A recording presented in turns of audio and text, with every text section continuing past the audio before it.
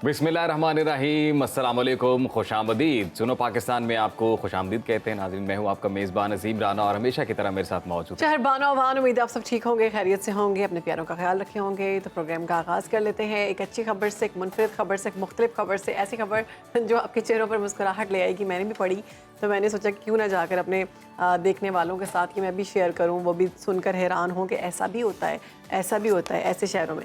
जरा भारत से ये खबर है, भारत का शहर आगरा, जहाँ पर एक खातून ने शादी के 40 दिन बाद ही अपने शौहर से तलाक ले ली। पूछे तलाक का मुतालबा क्यों किया? क्यों? वही, हाँ क्यों? उसकी वजह ये थी कि उनका ये कहना था कि मेरा शौहर जो है, मैं नई नवेली दुल्हन थी, उसके बावजूद वो रोज़ाना नहीं शॉवर लेता था, वो नहाता नहीं था। राजेश उसका नाम था, और महीने में सिर्फ 1 या 2 बार नहाता था, और जिस्म से बदबू जो आती थी मुझसे बर्दाश्त नहीं होती थी।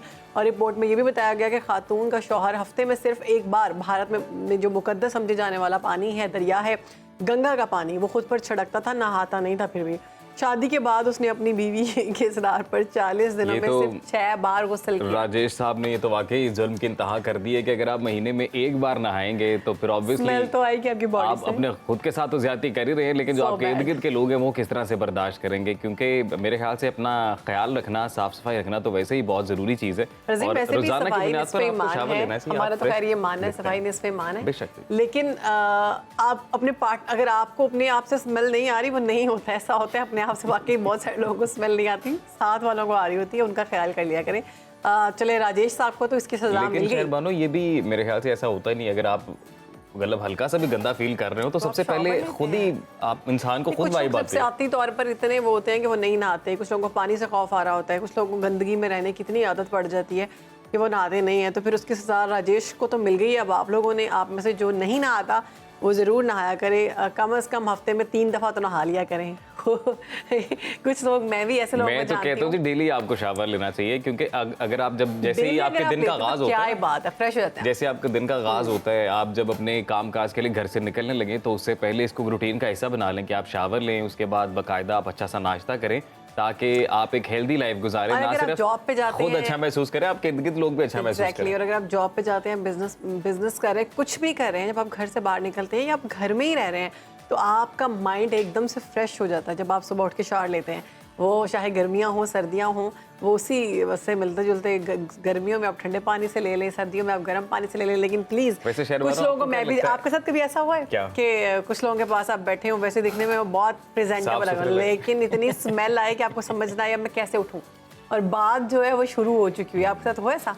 वैसे हो जाता है अक्सर। मेरे साथ तो कि आपको बेसिक हाइजीन का ख्याल रखना चाहिए। अच्छा, कई बार ऐसा होता है कि लोग ये गौर नहीं करते कि शायद वो कपड़े भी कई दफा धुले हुए नहीं होते जो वो पहन लेते हैं। मतलब वो शावर लेके आते हैं। को यही रखना चाहिए। सही बात है, ऐसा होता है अक्सर। ऐसे वो कुछ होने शुरू हो गया, वॉमिटिंग टाइप। नो, आगे बढ़े, अगली खबर तक जाते हैं। तो जी आगे बढ़ते हैं। वैसे हाँ जी, तबसरा इतना ज़रूरी था। और एंड पे बस मैं ये कहूँगा कि आई एम श्योर के जो राजेश साहब है, जो मुतासिरा फरीक है इस मामले में, बल्कि उनकी बीवी ज़्यादा मुतासिरा फरीक है, लेकिन आई एम श्योर कि उनको कोई अच्छा सबक सीखने को मिला होगा इस सारी सूरत हाल के बाद। अब वो मेरे ख्याल से डेली शावर लेंगे, अपनी हाइजीन का ख्याल रखेंगे, हेल्दी लाइफ गुजारेंगे। राजेश साहब, तो जी अब अगली खबर आप तक पहुंचाते हैं खेलों के मैदान से। तो शहरबानो, विमेंस T20 से मुतल्लिक खबर है जी कि वर्ल्ड कप के हवाले से गुज़िश्ता रोज़ ICC women's T20 world cup 2024 की ट्रॉफी मुल्तान लाई गई, जहां क्रिकेट स्टेडियम में उसकी रौनुमाई भी हुई है। और ये तस्वीर भी आप देख सकते हैं हमारी television screen. ICC women's T20 world cup trophy आज फैसलाबाद में चैंपियंस वनडे कप मैच के दौरान इकबाल स्टेडियम में भी लाई जाएगी। और आपको ये भी बताते हैं जी कि ICC women's T20 world cup का जो आगाज़ है वो 3 अक्टूबर 2024 से मुत्तहिदा अरब अमारात में होने जा रहा है। वेरी नाइस, तो बहुत अच्छी बात है। ख़वातीन के लिए भी इस तरह के मौके ज़रूर होने चाहिए। ख़वातीन भी तमाम खेलों में पेश हैं, बल्कि हर फील्ड में हम देख रहे हैं कि खातून तमाम तर मामलात में पेश है। हम तो बल्कि यहाँ पे ये दुआ करेंगे शहरबानों कि हमारी जो विमेंस क्रिकेट टीम है वो कामयाबी हासिल करे।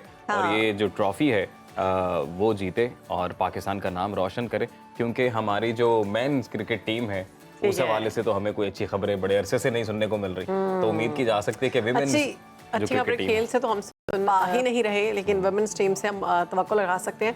अच्छी खबरों के लिए सियासत पर भी नज़र हम जमाए हुए हैं, और हमने काफ़ी एपिसोड्स देख लिए हैं अभी तक, लेकिन जो मामला है ना वो क्लियर नहीं हो पा रहा। तो मुल्की सियासत की जानिब बढ़ते हैं आईनी तरमीम के मामले पर पल पल सूरत हाल बदल रही है। इस वक्त तहरीक इंसाफ और JUIF एक पेज पर नजर आ रही है। कल तक मौलाना फजलुर रहमान की रिहाइशगाह सियासी सरगर्मियों का मरकज बनी हुई थी। सदर और वज़ीर आज़म समेत दीगर कायदीन उन्हें मिलने जा रहे थे, मगर गुज़श्ता रोज़ मौलाना खुद चलकर असद कैसर के घर पहुंचे, खुशगवार माहौल में मुलाकात की, उनके साथ खाना खाया। सहाफ़ियों से गैर रस्मी गुफ्तगू के दौरान मौलाना हुकूमत के आईनी तरामीम के मुसव्वदे को मुस्तरद करते हुए वाज़े किया कि आईनी तरामीम की हिमायत किसी लिहाज से काबिल कबूल नहीं। अगर इसकी सपोर्ट करते हैं तो ये कौम से बड़ी ख़यानत होती है। मीडिया से गुफ्तगू करते हुए असद कैसर ने JUIF के साथ मिलकर चलने का ऐलान करते हुए ये दावा किया कि आईनी तरामीम पर हमारा मुश्तरका मौक़िफ़ होगा और हमारा पार्लियामेंट के अंदर जो होगा वो JUIF और तहरीक इंसाफ के साथ मिलकर हम करेंगे।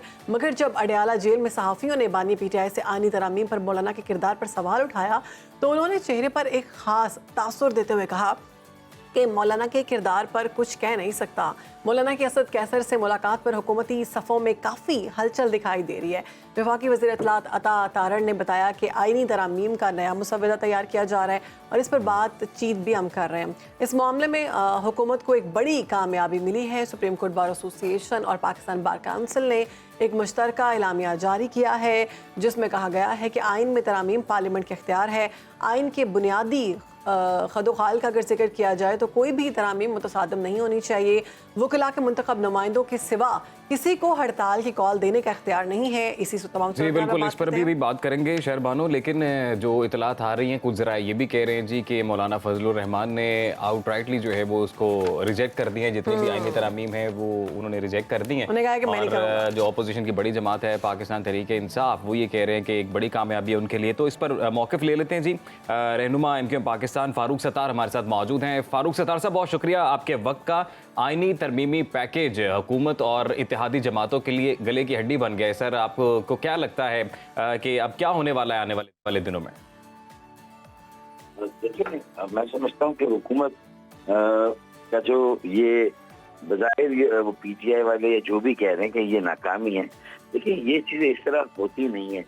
अगर बुनियादी एजेंडा या बिल का मकसद ये था कि भाई अदालती निज़ाम बेहतर हो, आवाम को सस्ता इंसाफ मिले और फौरी इंसाफ नहीं, मसला तो PTI की हुकूमत हो और किसी की हुकूमत हो, हर हुकूमत गौर और मौजूद गुफ्तगू बनाए और उसमें जो पूरी वकला बरादरी है और इवन PTI ने 2006 में चार्टर ऑफ डेमोक्रेसी में जब सारी जमातें मुत्तफिक हुई थी कि भाई एक वक्त की आईनी अदालत होनी चाहिए और दूसरा पार्लियामेंट बालादस्ती का तक।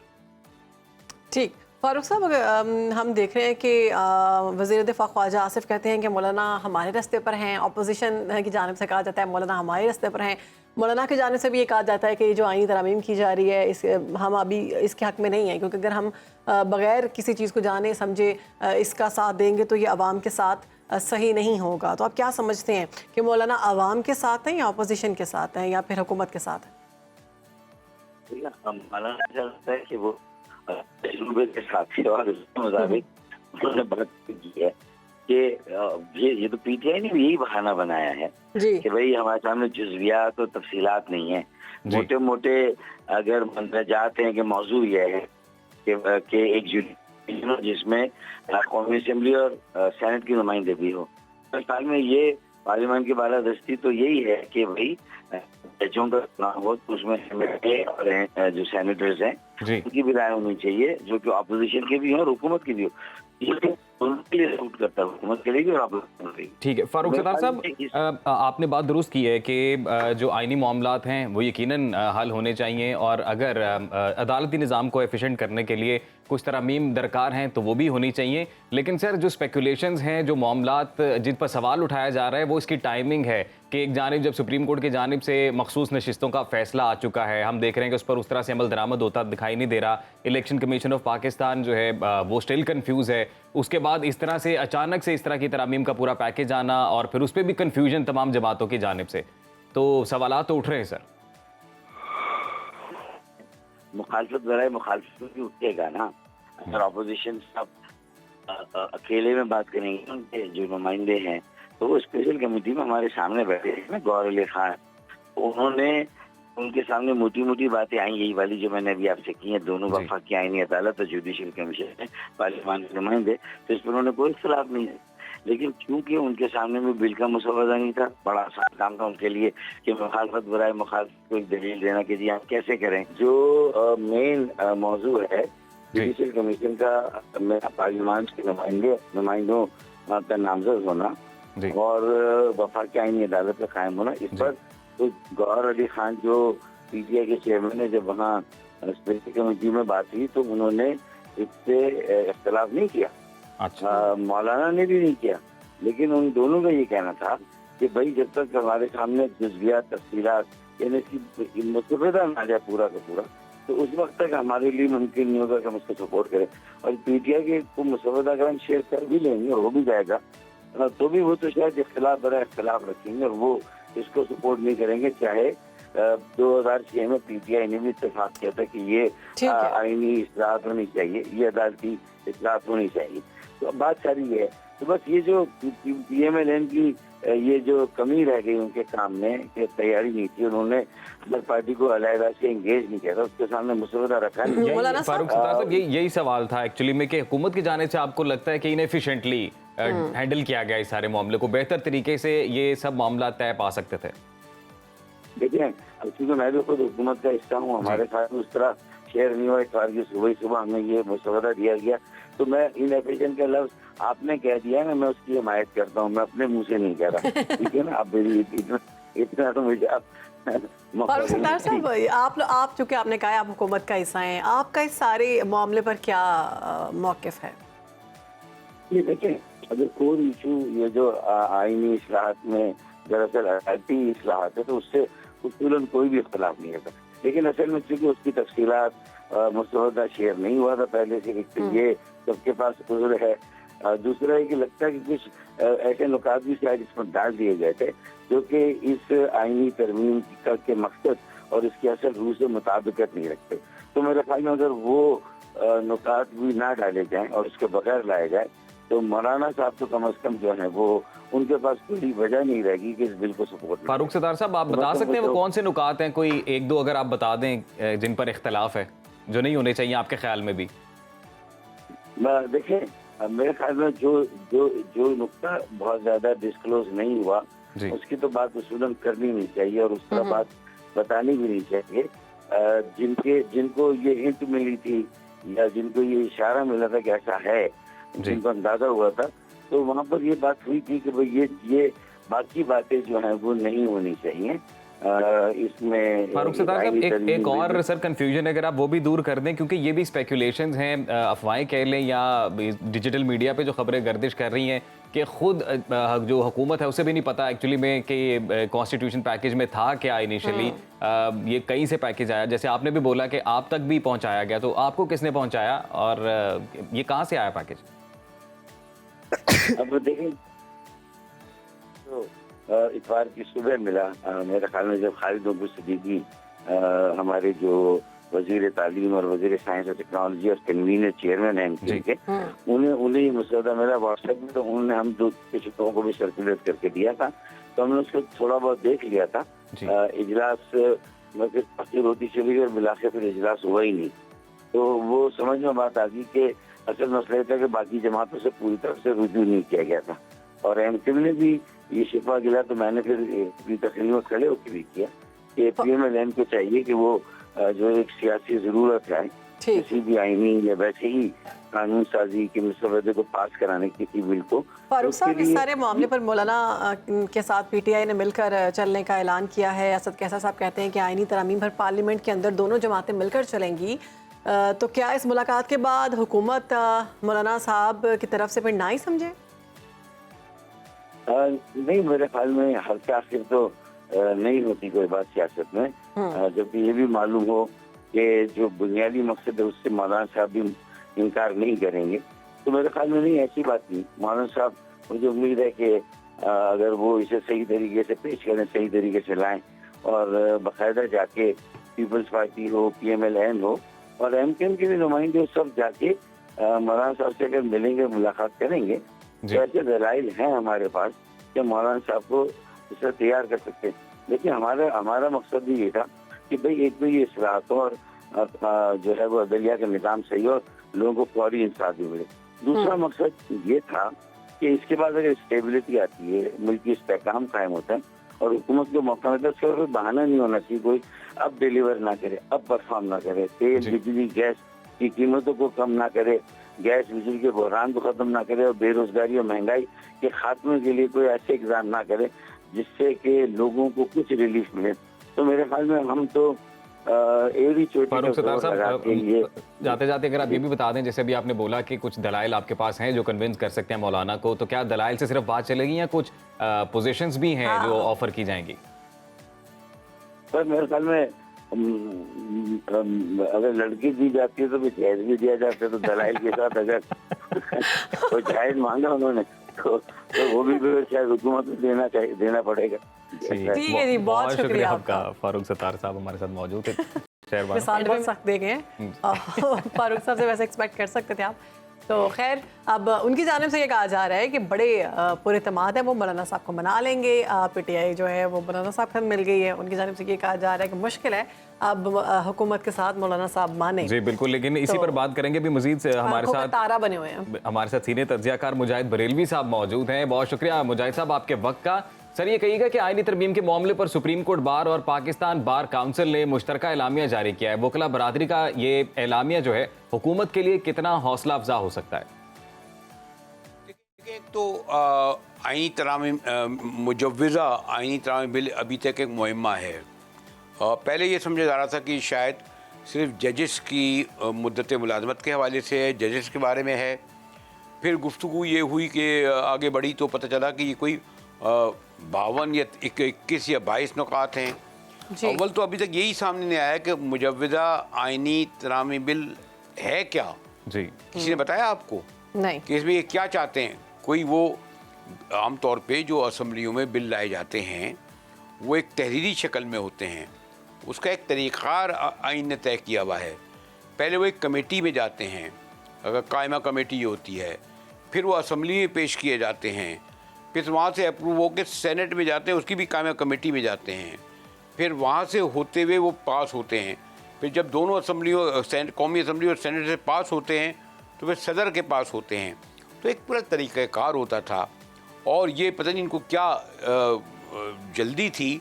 और अभी मैंने कुछ दिन पहले जब बल्कि परसों ही मैं चौधरी एतरासन को गुफ्तगू कर रहा था, और आपको पता है वो एक अथॉरिटी हैं, वो कहना ये किस अफलातून ने इन्हें मशवरा दिया कि ये आईनी तरामीम बिल लाओ। तो खैर मैंने चौधरी साहब से पूछा, मेरे बहुत मेहरबान हैं, कि अफलातून कौन था। अब खैर मैं ये नहीं बताऊँगा कि उन्होंने अफलातून किसका जिक्र किया था। तो पहले तो ये कि अभी तक हमें यही नहीं पता कि ये आईनी तरामीम बिल है कहाँ। अब वो सोशल मीडिया पे चल गया, यानी इवन जो है जो पार्टी के सरबराह ने, चाहे वो नवाज शरीफ हों, शहबाज शरीफ हों, बिलावल हों, मौलाना फजल रहमान हों, वो सब ये कह रहे हैं जी हमें यही नहीं पता कि आईनी तरामीम बिल है। आज कुछ खुला, बल्कि खुल रहा है, बल्कि एक ब्रेकिंग न्यूज़ मेरे नज़दीक है, यानी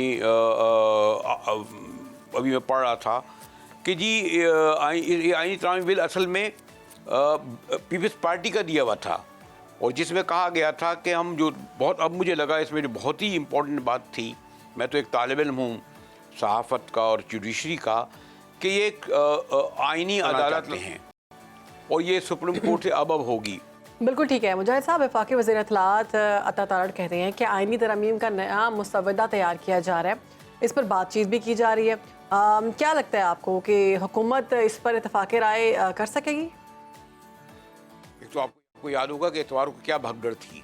एक तो छुट्टी का दिन, नॉर्मली आम तौर पर आपको ये पता है ना कि पाकिस्तान के कौमी असम्बली के अरकान की अक्सरियत इस्लामाबाद से बाहर की है। इस्लामाबाद के 4 एमएनए हैं जी, लाहौर से आना पड़ता है, कराची से आना पड़ता है, पेशावर कोयटा से आना पड़ता है, बल्कि उधर वो डेरा गाजी खान और पता नहीं क्या क्या कहे कहाँ से आते हैं, सिब्बी से, जैसे सारे, और उसके लिए कम से कम उन्हें 48 घंटे चाहिए होते हैं। उस दिन बल्कि मैंने कहीं पढ़ा कि नफीसा शाह कहने लगी कि मेरे वालिद जो हमारे बड़े काबिल एहतराम कायम अली शाह साहब हैं, उनकी सालगिरह, उन्होंने कहा नहीं आप मत जाइएगा, सालगिरह के दिन भी रोका गया। तो नॉर्मली जुमे को के बाद हफ्ते इतवार को इजलास नहीं होते थे, इतवार को इजलास रखा गया और आपने देखा होगा कि जो मैराथन हुई है सुबह से, पहले कहा गया सेनेट का इजलास कौमी असम्बली का 3 बजे होगा, सेनेट का 4 बजे होगा, फिर 7 बजे होगा, फिर 9 बजे होगा, फिर 12 बजे होगा। भाई व्यक्ति क्या है, क्या क्या क्या क्या बताना चाह रहे थे? और ये किस सॉरी टू से मैं लफ्ज़ इस्तेमाल नहीं करता, एमा कोई जन्नत में समझ रहते हैं या लोगों को समझते हैं? भाई पता ही नहीं है क्या है। और आप आखिर में रात को 12 बजे कहते हैं कि जी हम सेनेट और कौमी असम्बली का इजलास गैर मुअय्यना मुद्दत के लिए मुलतवी करते हैं, और आप खुद कहते हैं कि इस बिल को पास करने के लिए कौमी असम्बली की हमें 2/3 अक्सरियत चाहिए, गालिबन 224 वोट। तो वो 224 वोट हमें पता चला कि पूरे करने की कोशिश की जा रही थी। कुछ 4 बंदों के बारे में पता चला कि जनाब वो तो कहीं रखे गए सेफ हाउस में जी। तो ये जो तारड़ साहब फरमा रहे हैं माशाल्लाह बड़े अच्छे तरीके से अपने कह सकते हैं, लेकिन जब स्क्रीन के सामने आया करें और इस तरह की शगुफ्ता बयानी करें तो उनको ये मालूम होना चाहिए कि भले पाकिस्तानी कौम कितनी बेखबर हो, लेकिन कुछ लोग ये हक़ रखते हैं कि जो आप फरमा रहे हैं उसके बारे में सवाल भी करें कि भाई वो आइनी मुजव्विज़ा आइनी तरामी बिल के निकात हैं क्या, उस पर उसके बाद ही गुफ्तगू होगी। जो आप बल्कि आप तो बिल ला रहे थे ना 3 बजे कौमी असम्बली में और फिर सेनेट में, वो तक आपने पेश नहीं किया कायमा कमेटी में जो मामूल होता है। जी मुजाहिद साहब, तहरीक इंसाफ के रहनुमा अली मोहम्मद खान ने अब इस आइनी तरमीम को उन्होंने इसकी मशरूत हिमायत की पेशकश की, और वो ये कहते हैं जी कि अगर हुकूमत PTI की हिमायत लेना चाहती है तो पहले बानी PTI को रिहा करे। अली मोहम्मद खान की ऑफर हुकूमत के लिए कितनी काबिल अमल है? इंटरव्यू में अली मोहम्मद खान ने कहा, बेचारा पुअर अली मोहम्मद खान को पता है, यानी उसने बड़ा मासूमाना जवाब सवाल उठा दिया। यानी जो तमाम आइनी तरामीम बिल लाई इसलिए जा रही हैं कि बानी तहरीक को एक लंबी मुद्दत की सज़ा दी जाए, सज़ा से ज़्यादा भी दी जाए। और क्योंकि तकरीबन अभी मैं पढ़ रहा था कि 9 मई से पहले भी उन पर कोई 140 केसेस थे जी, जिसमें ज़मानतें हो गई। अब तकरीबन उन पर 200 केसेस हैं संगीन नौयत के, और उनमें बाद में उनको पता नहीं कितने कितने मुद्दत की सज़ाएं भी दी जा चुकी हैं। तो ये जो बेचारों का उनका जो मासूमाना सवाल था, हमारे मासूमाना नहीं था, बड़ी गहरी बात की, ऐसी ही जैसे अख्तर महल के जाते जाते कह गए कि हमारे पास तो 2 वोट हैं, ऐसा करें कि 2 लापता या गुमशुदा अफराद को रिहा कर दें। अब खैर वो 2000 लापता और गुमशुदा अफराद नहीं हैं। अब बताएं मासूम तारड़ ये 2000 लोगों को कहाँ से रिहा करेंगे जो उनके 2 वोट के लिए एक एक वोट के लिए भीख मांग रहे थे। और मौलाना फजल रहमान के घर तो इतने घर गए, सुबह से शाम तक पीपल्स पार्टी की क़यादत और नूनी की क़यादत, मेरे ख्याल इतनी तो उन्होंने करीब मस्जिद की शायद उन्होंने नहीं गए हों जो फ़र्ज़ जो हैं जो वाजिब होते हैं नमाज के लिए अदा करने के लिए। और कितने वोट थे उनके पास? 8। तो यानी इतनी एक ऐसी गवर्नमेंट इतने मज़ाक़खेज़ तरीके से इस बिल को पास कराने की कोशिश कर रही थी जिसमें वो मुकम्मल तौर पर नाकाम हो गई। और कहा यह जाता है कि जनाब ये वोट के ज़रिए कम अज़ कम 2/3 अक्सरियत के ज़रिए इस आइनी बिल को पास नहीं करा सकते। और अगर ऑर्डिनेंस के ज़रिए लाएंगे सदर आसिफ अली जरदारी तो अपनी बेतौक़री की करेंगे, अपने शहीद जो फैमिली है उसका खून होगा ये। मुजाहिद साहब, आइनी तरामीम के मामले पर मेक और ब्रेक की कोशिशें की जा रही हैं। कल तक सदर और वज़ीर आज़म मौलाना के घर जा रहे थे, अब हम देख रहे हैं कि मौलाना खुद चल कर असद कैसर के घर पहुंच गए हैं। क्या ये मौलाना साहब कोई पैगाम दे रहे हैं हुकूमत को या फिर ये रूटीन की बात है?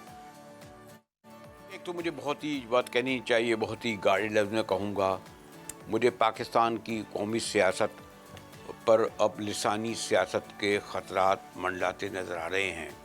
और आप माशाल्लाह दोनों शहरबानों और हमारे अजीम वो भी बड़ी गहरी नज़र रखते हैं।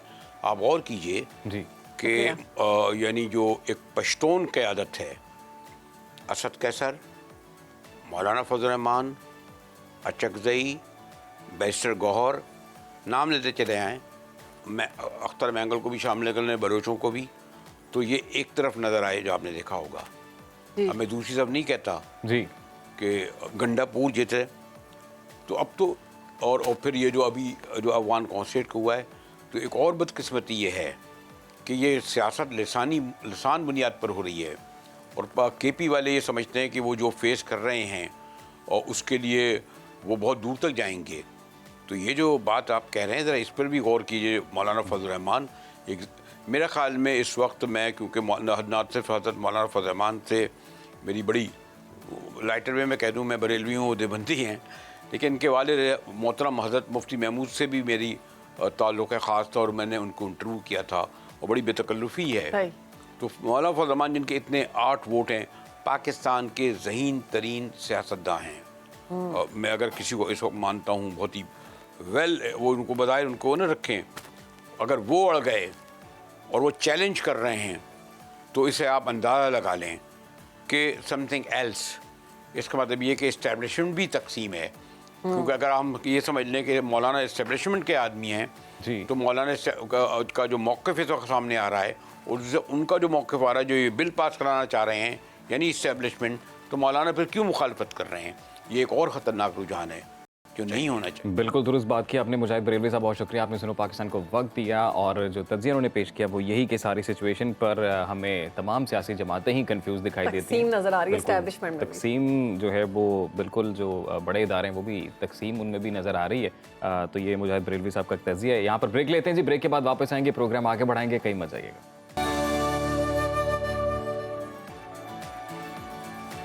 तो नाज़रीन अब फिटनेस की बात कर लेते हैं। फिटनेस के हवाले से आपको बताएं कि आर्म्स के ऊपर जो अक्सर फैट आ जाता है या कुछ स्मार्ट एक्सरसाइजेस जो आप कम स्पेस में भी कर सकते हैं, तो उस हवाले से कुछ डिटेल्स हैं जो हम आपके साथ शेयर करेंगे। वो बताएंगे आपको सैमी चौधरी कि किस तरह से आप अपनी फैट को लूज कर सकते हैं। Welcome back everybody to get another episode of fat loss series.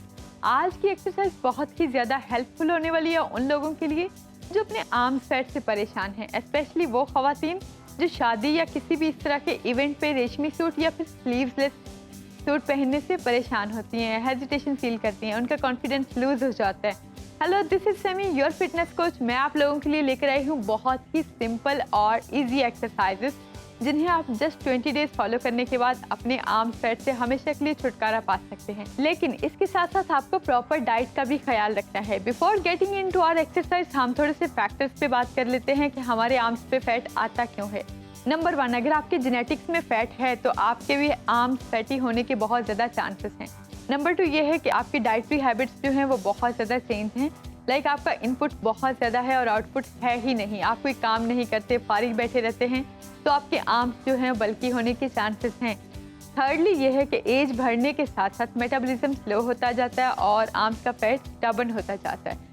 तो रीज़न कोई भी हो, हम ऐसी एक्सरसाइज लेकर आए हैं जिसे जस्ट 20 डेज फॉलो करने के बाद आप अपने आर्म्स से हमेशा के लिए छुटकारा पा सकते हैं। आज की एक्सरसाइज जो कि आर्म्स फैट लॉस एक्सरसाइज है, तो इसके लिए जो हम वार्म अप करेंगे वो आप देखें। आपने इस तरह से सिंपल खड़े हो जाना और अपने आर्म्स को क्लॉकवाइज या फिर एंटी क्लॉकवाइज जो आपको अच्छा लगे आप 30 टाइम्स काउंट करेंगे और 30 सेकंड्स के लिए आप इसको रिपीट करेंगे। वार्म अप करने के बाद हम आते हैं अपनी फर्स्ट एक्सरसाइज की तरफ। उसके लिए आपको क्या करना है, अपने आर्म्स को थोड़ा ओपन करना है और सर्कुलर मोशन में इस तरह से मूव करना है। और कितनी बार करना है, 100 टाइम्स, 100 रेपिटेशंस लगाएंगे, 3 सेट्स लगाएंगे तो हमारी फर्स्ट एक्सरसाइज कंप्लीट हो जाएगी। अब हम आते हैं अपनी सेकंड एक्सरसाइज की तरफ। वो भी सिमिलर टू ऐसे ही है, आपने आर्म्स को ओपन करना है लेकिन थोड़ा सा पीछे जाएंगे, आर्म्स को स्ट्रेट करेंगे, देन अप। ये इसको भी आप 100 टाइम्स रिपीट करेंगे, 3 सेट्स लगाएंगे अगर आप अपनी आर्म्स का फैट वाकया ही ख़त्म करना चाहते हैं।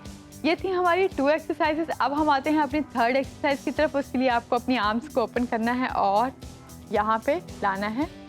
अपने आर्म्स को, शोल्डर्स को लॉक करेंगे, ये नहीं करेंगे, ये नहीं करेंगे, बल्कि शोल्डर्स को लॉक करेंगे। स्लोली ब्यूटी बॉन्ड्स को टच करने के बाद वापस चले जाएंगे जहाँ से आए।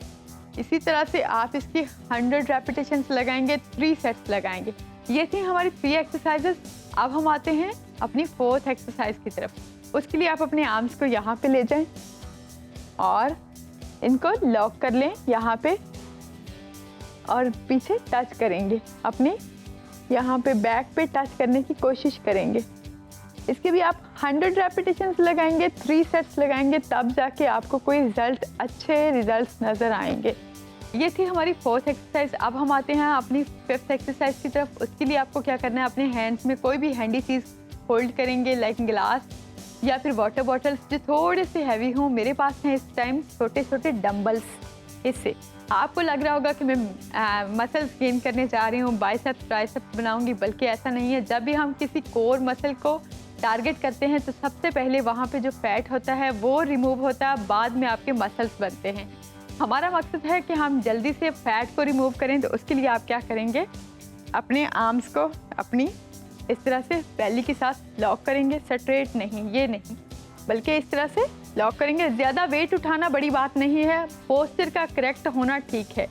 तो हम यहाँ पे इसको होल्ड करेंगे एंड ये यहाँ पे लाएंगे, देन स्ट्रेट। इसके भी आप 100 रेपिटेशंस लगाएंगे। आप 25 के 4 सेट्स लगा सकते हैं, लेकिन 100 रेपिटेशंस लगाना बहुत ज़्यादा ज़रूरी है। और एक सेट लगाएंगे 100 का, क्योंकि ये थोड़ा टफ है और इससे आपके बाइसेप्स एंड ट्राइसेप्स को टारगेट किया जा रहा है और ये बहुत ही इम्पोर्टेंट एक्सरसाइज है। हमारी 6th एक्सरसाइज क्या है, उसके लिए आपको क्या करना है, अपने डंबल्स को यहाँ रखना है और ये ऊपर सीधा हाथ है, अपने आर्म्स को स्ट्रेट कर लेना है, लेकिन आर्म्स लॉक ही रखने हैं। इनको ऐसे ऐसे नहीं करना, ऐसे ऐसे बिल्कुल नहीं करना। आर्म्स को यहाँ लॉक करेंगे, ये सीधा जाएंगे और यहाँ आते स्ट्रेट हो जाएंगे। इसके भी आप 100 रेपिटेशंस लगाएंगे, लेकिन 3 सेट्स भी लगाएंगे इसके। बहुत ही इफ़ेक्टिव एक्सरसाइज है। हम आते हैं अपनी लास्ट एक्सरसाइज की तरफ। उसके लिए आपको क्या करना है, एक हाथ के डंबल को 90 के एंगल पे इस तरह से रखेंगे और दूसरे हाथ के डंबल को इस तरह से, ये सीधा सीधा जा रहे हैं, सीधा आ रहे हैं, ठीक है।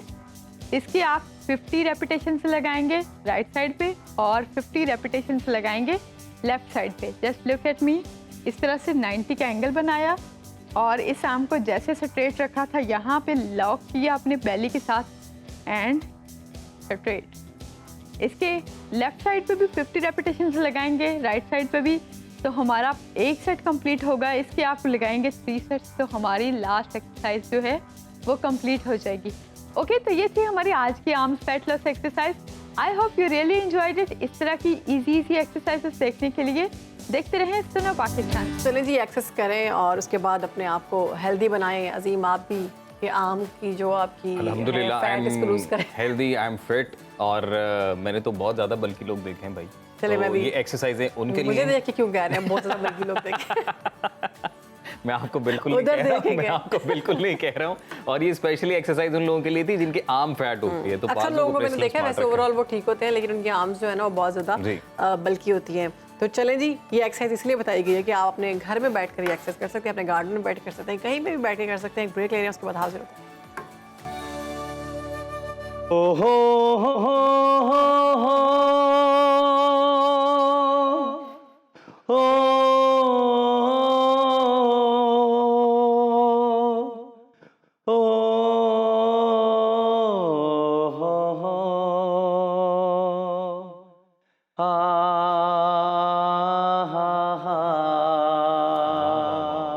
शहरबानू, वाओ, ये किसकी आवाज है? कुमार सानू की आवाज है ये तो। वाकई यार, ये तो बहुत रिजेम्बलेंस है माशाल्लाह से। लेकिन ये कौन है? ये सलीम सज्जाद हमारे साथ सलीम सज्जाद साहब, आपकी आवाज जो है, आपको पता है कुमार सानू साहब से मिलती है? मुझे ये अच्छे लगते थे, इसलिए मैंने इनको गाना शुरू किया और मुझे खुद इस बात का तब अंदाज़ा हुआ जब मैंने पहली दफ़ा सॉन्ग गाया ना, तो वो लोग उधर कहते यार हमने सुना है कि आप किसी छोटे से सिंगर को लेके आए हो, उसको सुनाओ ना। गाने तो हम रोज़ सुनते रहते हैं। तो जब मैंने देखा यार मैं तो 3 घंटे से गाए जा रहा हूँ, इसे अभी तक ये भी नहीं पता चला कि मैं गा रहा हूँ। अच्छा। मेरा तेल निकल गया गा गा के। और ये कहते हैं कि सिंगर उसको बुलाओ। मैं कहा यार मैं ही सुना रहा हूँ। अच्छा, ये आप गा रहे थे? हाँ मैं गा रहा था। अच्छा, उन्होंने कहा कि कोई टेप वगैरह लगी हुई है, उन्होंने कहा कि म्यूजिक सॉन्ग लगा हुआ है। वेरी गुड जी। हम अपने नाज़रीन को ये बताते चले जाएं कि साथ साथ के सुनो पाकिस्तान की जो रिवायत है कि हम पाकिस्तान भर से कोशिश करते हैं टैलेंट ढूंढ कर लाएं और वो टैलेंट इस शो के तवज्जुह से अपने नाज़रीन तक पहुंचाएं। तो आज हमने ऐसे ही एक रॉ टैलेंट हम कहेंगे, लेकिन क्या खूबसूरत आवाज़ इनकी, सलीम सज्जाद इनका नाम है जी। और सज्जाद, हमें ये बताएं सलीम सज्जाद साहब कि आप क्या करते हैं, पेशा क्या है आपका? मैं मजदूर हूँ। अच्छा, मजदूरी करते हैं जी। Very nice. और क्या साथ फिर गुनगुनाते रहते हैं जब साथ काम बस कर ये रहे हैं? साथ साथ गुनगुनाता रहता था। तो एक दिन एक एंकर की नज़र पड़ गई मुझ पे। अच्छा। तो उसने यानी कि मुझे सुना तो वो दस्ती उसने उधर खड़े खड़े अपने वीडियो कैमरे शैमरे उधर मंगवा लिए और उधर उन्होंने काम करते कि मेरा यानी कि इंटरव्यू लिया। वो माशाल्लाह पहले दिन 10 मिलियन चला है। 8 घंटों में 10 मिलियन चला है। तो बस उसके बाद फिर किसी से आपने कोई ट्रेनिंग नहीं ली हुई? नहीं, मैंने किसी से नहीं। गॉड गिफ्टेड है ये। God gift. क्या बात है। चले फिर हमें कुमार सुनाएं सानू कुछ साहब अच्छा की आवाज में गाना सुनाएं। जी बिल्कुल। ना कभी वफा करूँगा मैंने फैसला किया है, न कभी वफा करूँगा मैंने फैसला किया है, बस फर्ज अदा करूँगा, बस फर्ज अदा करूँगा मैंने फैसला किया है, ना कभी वफा करूँगा मैंने फैसला किया है। जबरदस्त। सुनो न्यूज़ में मैं गाऊं बस था ये मेरा सपना, पूरा हुआ जो देखा था सपना मैंने अपना। सुनो न्यूज़ में मैं गाऊं ये था बस मेरा सपना, पूरा हुआ है आज वो जो देखा मैंने अपना। अब इसके बाद यारो दिल से दिमाग तक मैं पैदल चला करूँगा, पैदल चला करूँगा मैंने फैसला किया है, ना कभी वफा। नाइस। वैसे अगर वाकई आप अपनी आंखें बंद करके तो आपको थोड़ा कुमार सा सानू गौर करें तो ऐसा लगता है कुमार सानू की आवाज है। आप बड़ा जबरदस्त अच्छा हमें ये उन्हें भी ये मालूम हुआ है। मुझे नहीं मजा आ रहा। अच्छा मैं सलीम। अभी आधा घंटा पहले तो सो के उठा हूँ। चले तो आपने पहले उठ जाना था, आपको पता नहीं था आज आप टीवी पे आ रहे हैं? मुझे पता था लेकिन मॉर्निंग शो जितने भी है ना मैं 10:30 बजे करता हूँ। अच्छा चले। अच्छा मुझे ताकि ये आज बताएं कि साढ़े- हमें ये पता चला है कि आप अताउल्लाह इसा खेलवी साहब की आवाज में भी गाते हैं। जी मैं उनका भी बिल्कुल सुनाएं। सुनाऊं। तो अगर आपने दाउला ईसा खेलवे को सुनाना, उसके बाद कुमार सानू का एक और 1-2 लाइन वो फरमाइश पे आपसे गवानी है। हाँ। वो मैं सुनाऊंगा। तो अभी मैं आपको तावला सुनाऊं। जी जी जी जी जी जी।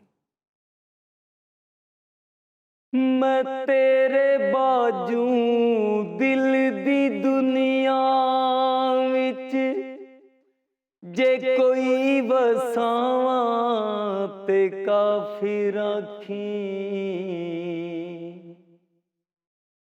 खुदा गवाहे तू अख चा बदले मैं मर ना जावा ते काफिर आखी, जे पूजा मेरी च फर्क आवे इजाज खंजर दी लोड़ कोई नहीं, खुदा गवाहे तू अख चा बदले मैं मर ना जावा ते काफिर आखी। असल में ना जब से मैं इतना सा तो था मैं मार सानू गाने लगा हूँ, उसके बाद मैंने नहीं यानी कि किसी और को फिर आपने कुमार सानू का क्या फरमाइश थी वो? हाँ कुमार सानू का अगर आप वो सोचेंगे तुम्हें प्यार वाह वाह वाह वाह। करें कि नहीं। बिल्कुल। करे कि नहीं। हे हे हे हे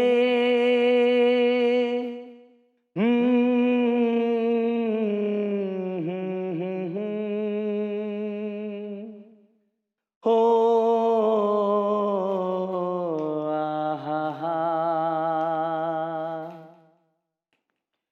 सोचेंगे तुम्हें प्यार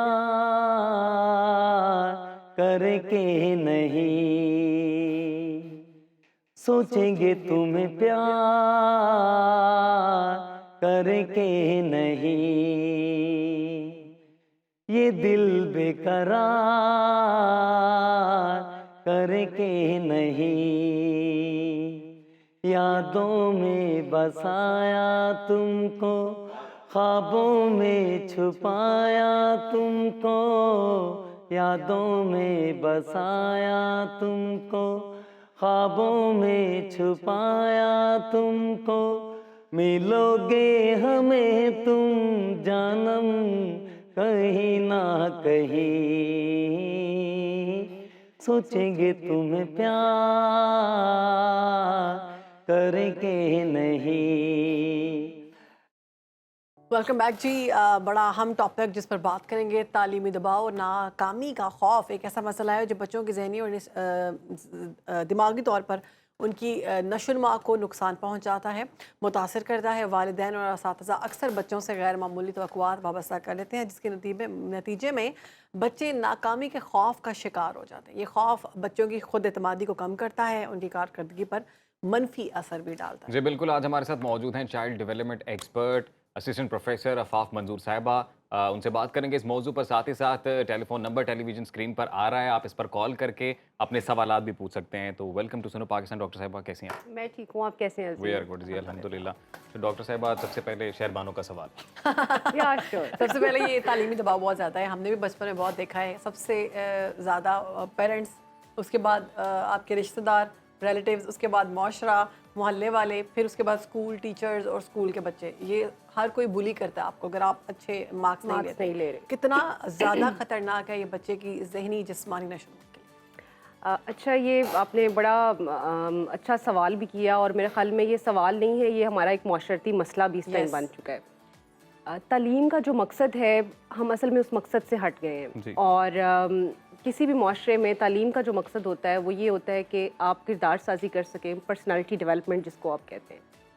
और सॉरी, मुझे आपको यहाँ पर रोकना पड़ेगा। नाजरीन से ये दरख्वास्त है कि अगर आप सवाल पूछना चाहते हैं तो नंबर जो टीवी स्क्रीन पर आप कॉल कर सकते हैं जी। तो पर्सनालिटी डेवलपमेंट या किरदार साजी इसका मकसद है, जो तालीम हम स्कूलों में देते हैं, जिसको आप फॉर्मल एजुकेशन भी कहते हैं। और इसके साथ साथ उसको लाइफ की कुछ स्किल्स सिखाना कि वो इस काबिल हो सके कि वो अपनी ज़िंदगी को बेहतर तरीके से गुजार सके। लेकिन अनफॉर्चुनेटली हमें वो तालीम का मकसद हमारे तालीमी अदारों में नज़र नहीं आता, और ना ही हमारे वो जो तालीमी ऑब्जेक्टिव्स जिसको आप कहते हैं उसके अंदर वो रिफ्लेक्ट होता हुआ नज़र आता है। और रिजल्टेंटली जो आउटकम्स आते हैं हमारे सामने वो भी सिर्फ ये आते हैं कि इस टाइम बच्चे सिर्फ नंबर गेम की दौड़ में शामिल हैं, और ना सिर्फ बच्चे बल्कि वालिदैन और वो सारा सोसाइटी का इन्फ्लुएंस उनके ऊपर कि आपने मार्क्स कैसे लेने हैं और सब कुछ करना है। और अनफॉर्चुनेटली ये सफ़र बच्चे का अब तो नर्सरी बल्कि प्ले ग्रुप से भी स्टार्ट हो चुका है। यानी वो दबाव इस हद तक ज़्यादा है कि अब पता चलता है कि कुछ स्कूल्स जो हैं वो बच्चे की रजिस्ट्रेशन स्कूल्स के at the time of birth कर लेते हैं। हाँ जी। मतलब ऐसे केसेस भी आते हैं हमारे सामने कि पेरेंट्स बताते हैं कि हम कुछ स्कूल्स के अंदर गए हैं और उन्होंने कहा कि हमने बच्चे को एडमिशन करवाना है, तो उन्होंने बताया कि हमारी फ़लाँ साल तक 2025-27 तक रजिस्ट्रेशन मुकम्मल हो चुकी है स्कूल्स की। यानी ऐसे भी कल्चर हमारा इस टाइम आ चुका है। जब आप प्लान कर रहे होते हैं, कराची में तो अक्सर मैंने देखा है बेबी प्लान कर रहे हो जाके अपना एडमिशन करवाएं। जी। अच्छा, अब ये देखेंगे कैसा एक जो है सिस्टम जो है वो हम डिज़ाइन कर चुके हैं। अच्छा, इसके ऑपोजिट भी एक सारा सिचुएशन चल रही है जो कि हमें हमारे स्ट्रीट स्कूल सिस्टम्स या फिर जिसको आप लोअर स्कूल सिस्टम कहते हैं उसके अंदर नज़र आती है। वहाँ पे कोई क्राइटेरिया है ही नहीं कि आपने किस तरह से जो है बच्चों को लेना है, उनको आपने उनकी आगे जो रिजल्ट्स हैं उसको किस तरह से रिफ्लेक्ट करना है। वहाँ पे डॉक्टर साहब मेरे ख्याल से सिर्फ बोर्ड एग्जाम्स का प्रेशर आता है। वहाँ पे सिर्फ बोर्ड एग्जाम्स का प्रेशर आता है। अच्छा, वहाँ पे ये सिचुएशन आती है, बल्कि वहाँ नहीं बल्कि कोई और बहुत सारे स्कूल्स ऐसे हैं, ख़ासतौर पर जो प्राइवेट स्कूल्स हैं, वहाँ मैंने ऐसे भी बच्चे मेरे पास आए हैं कि जब वो 8-9th ग्रेड तक चलते रहे और जब बोर्ड के एग्ज़ाम्स आए तो स्कूल वालों ने पेरेंट्स को बुलाया और उन्होंने कहा कि आप ये बच्चे को ले जाएं, ये बच्चा हमारे पास नहीं पढ़ सकता और ये रिज़ल्ट जो है ना हमारा ख़राब कर देगा। अब बच्चा और पेरेंट्स उनके लिए इतनी ज़्यादा ये साइकोलॉजिकल एक सिचुएशन होती है उस टाइम पे कि वो कहते हैं कि हमने बच्चे को आपके पास 12 साल भेजा है, हमने प्ले ग्रुप से भेजा हुआ है, हमारे अभी 9th ग्रेड में आके जी जी शेराज साहब जी मुल्तान से। अस्सलाम वालेकुम शेराज, कैसे हैं आप? आपका सवाल क्या है? जी जी अलहमदिल्ला। मैम हमारा ना बच्चा रहता है नंबर मार्क्स कम लिए हैं उसने, वो बड़ा वो रहता है उसमें ना, अपसेट रहता है। हम ये चाहते हैं कि बच्चा अपसेट ना रहे, बच्चे के नंबर परेशान तो आप होता उसको रहता अपसेट है। करते हैं, उसे कहते हैं कि मुआवजा जी, वो करते हैं? अपसेट कौन से करता ही एग्जाम्स मैडम। में मार्क्स कम आए हैं? हाँ जी जी मैडम। कौन से क्लास में पढ़ता बच्चा? जी मैट्रिक क्लास के हमें। अच्छा, अभी मैट्रिक के रिजल्ट में कम नंबर आए हैं? जी जी जी तो आप लोग मुआवजा तो नहीं करते कि फलाने के नंबर इतने आए हैं, तुम्हारे पास खाने पीने का जी, सब वही कुछ है? वही इसी वजह से ना वो थोड़ा सा अपसेट रहता है। आप दोस्तों से बात करता है तो वो कहता है मम्मा पापा मेरे नंबर कम आए हैं। तो चिराग साहब, आप उस पे ना प्रोग्राम upset रहता है, देखें और परेशान आप फिक्र बिल्कुल ना करें। डॉक्टर साहबा भी मसले का हल बता रही हैं। अच्छा देखें, ये जो इनका सवाल था इससे हम रिलेट कर सकते हैं। अभी हमारे पास यही बात मैट्रिक का है। रिजल्ट भी आया, इंटर का रिजल्ट भी आया है, जिसमें कि हमने देखा कि 75,000 तलबा जो है वो इंटर के रिजल्ट में भी फेल हो चुके हैं। अच्छा, इंटर के रिजल्ट 75,000 फेल हुए हैं? 75,000 तलबा इंटर के रिजल्ट में भी हालांकि अब तो फेल हुए आसान हैं। हो गया है बड़ा मेथड। देखिए, ये इट्स नॉट अबाउट, वही बात है कि मेथड क्या है और सारी चीज़ें क्या है।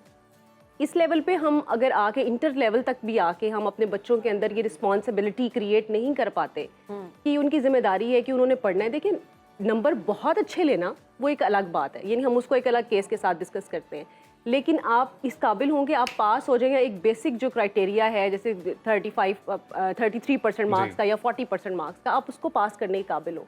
तो इट मीन्स कि आपने जो इंटर का बच्चा है वो तकरीबन 16-18 साल उसकी उम्र होती है जी। और आपने उसको भी जहनी तौर पे इस काबिल नहीं बनाया कि वो अपने जो एकेडमिक स्किल्स हैं उसके साथ वो मीट कर पाए।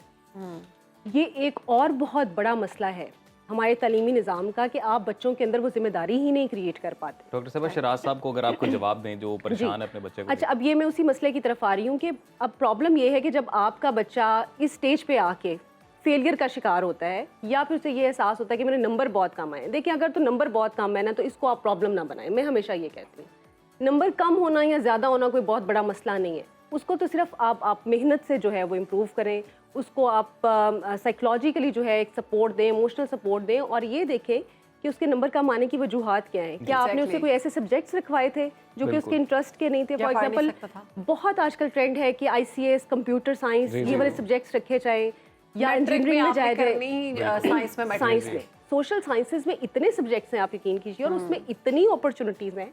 हमने बच्चों को लिमिटेड कर दिया, उन्हें प्रेशराइज कर दिया। हर बच्चा मैथमेटिक्स नहीं पढ़ सकता, हर बच्चा साइंस नहीं पढ़ सकता। एग्जैक्टली। अब हम आर्ट्स की जॉब कर रहे हैं, ये साइंस की जॉब नहीं है।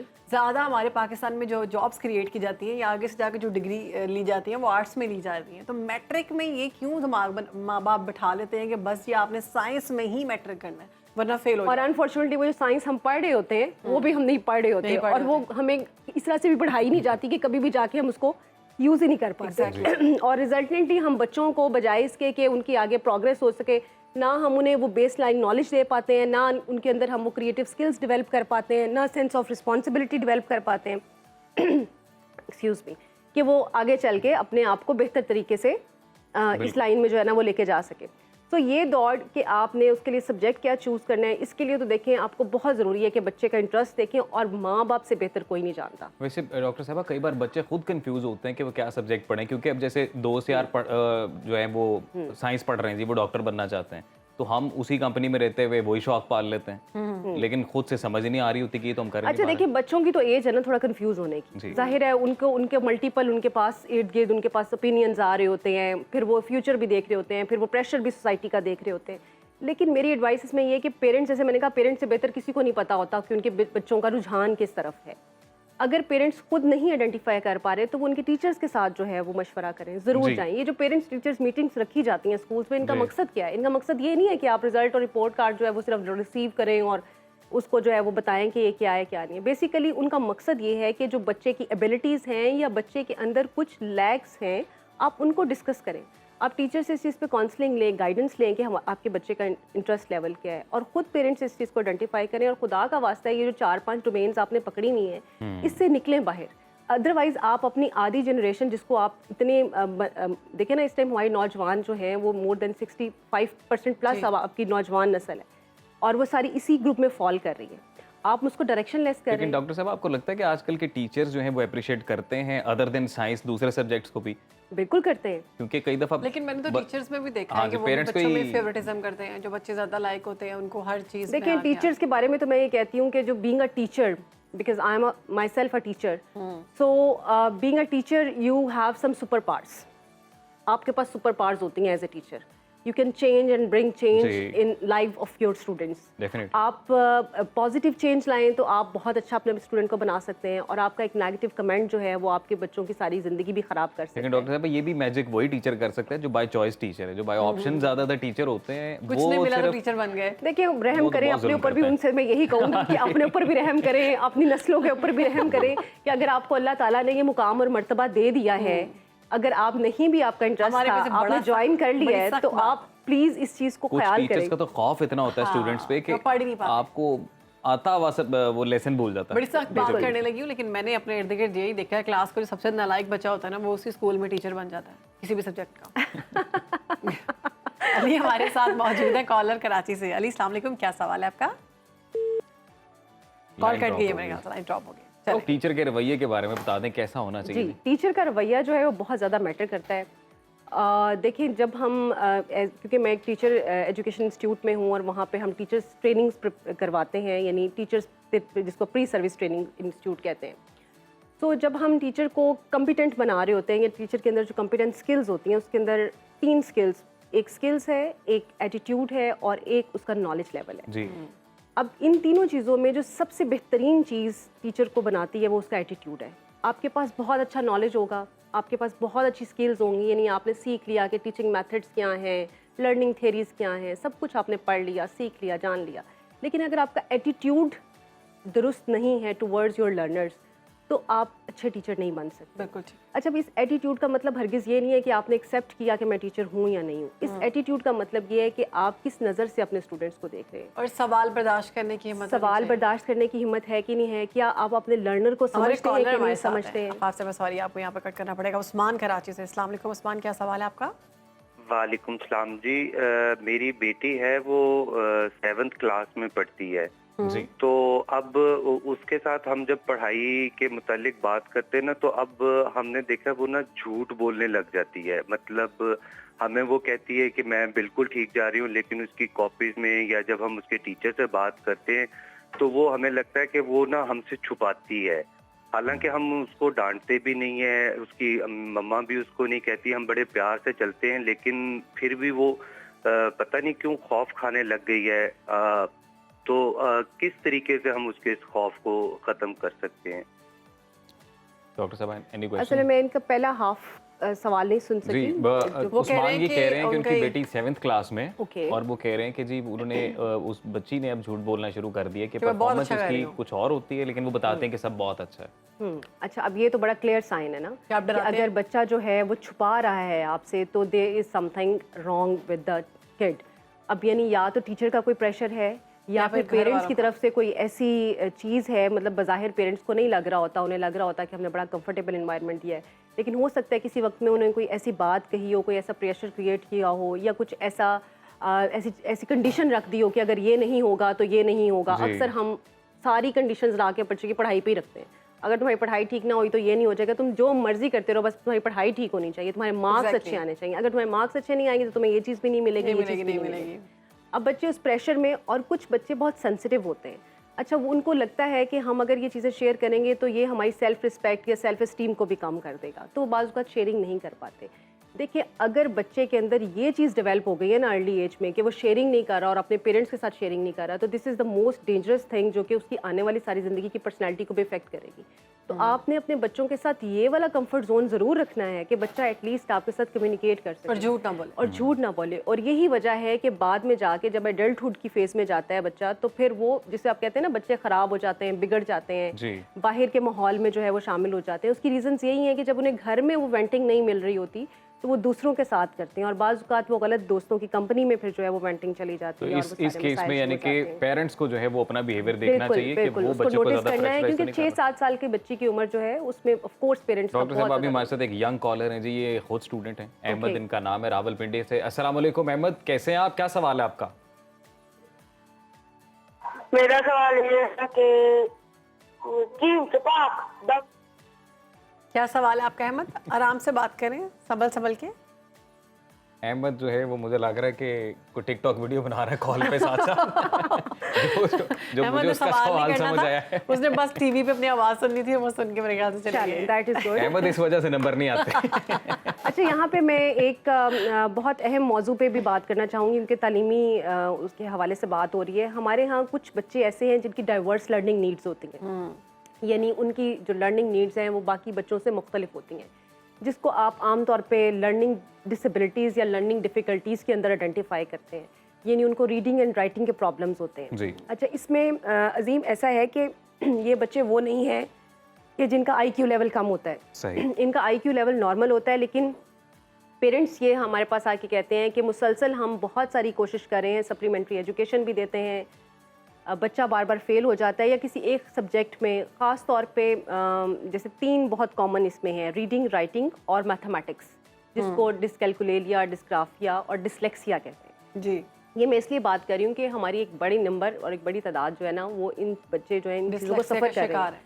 और ये हमारे आम स्कूलों में ही पढ़ते हैं। और इनके साथ होता क्या है, इनको ये कहा जाता है कि ये निकम्मे बच्चे हैं, ये ढीठ बच्चे हैं। टीचर्स को चूंकि अवेयरनेस नहीं होती बाज़-औक़ात, वो कहते हैं हम बार बार इसको पढ़ा के, लिखा के और एक और मुख्तलिफ कॉलर हमारे तरीक़ाकार साथ इस्तेमाल मौजूद कर है, चुके रानिया हैं। मुल्तान से। जी रानिया, अस्सलाम वालेकुम, क्या सवाल है आपका? अस्सलाम वालेकुम मैम, मेरा बच्चा ना 2 क्लास में पढ़ता है और जो क्या कहते हैं, पहले तो वो पढ़ाई में ठीक था, प्ले ग्रुप, प्रेप, नर्सरी और 1। अब ना 2 क्लास में जब से आया है, या तो वो सिलेबस कवर नहीं कर रहा, जब भी पढ़ाने बैठे स्ट्रेस लेने लग जाता है और थोड़ा सा ना टेंशन में आ जाता है। ठीक, किस तरह की टेंशन होती जिस है? वजह से वो सही नहीं पढ़ सकता। टेंशन किस तरह की लेता है शायद वो? थोड़ा बहुत वीक है। किसी खास मजमून में वीक है या ओवरऑल तमाम मज़ामीन में है? नहीं, सेहत से वीक है ना, वो पढ़ाई में सेहत से ठीक है उसका। ओके, हाँ जी, ओके। चलिए ठीक है, आप टीवी देखें, आपको जवाब मिल जाए। अच्छा, ये बड़ा अच्छा इन्होंने एक हमें पॉइंट Point दिया है दिया। डिस्कशन के लिए। जब आप सेहत और तालीम को कंपेयर करते हैं तो देखें, सबसे पहले सेहत है, ठीक है। यानी अगर बच्चा सेहतमंद होगा तो वह तालीम को भी अच्छे तरीके से जारी रख सकेगा। Exactly. तो बच्चों की सेहत को फोकस करना बहुत ज़रूरी है। जब हम थोड़ा सा टेक्निकली इसको देखते हैं तो हम वो ऐसी तमाम बीमारियां जिसमें बच्चे की तालीम मुतासिर होती है, तो हम उसको हेल्थ इम्पेयरमेंट्स के अंदर फॉल करते हैं।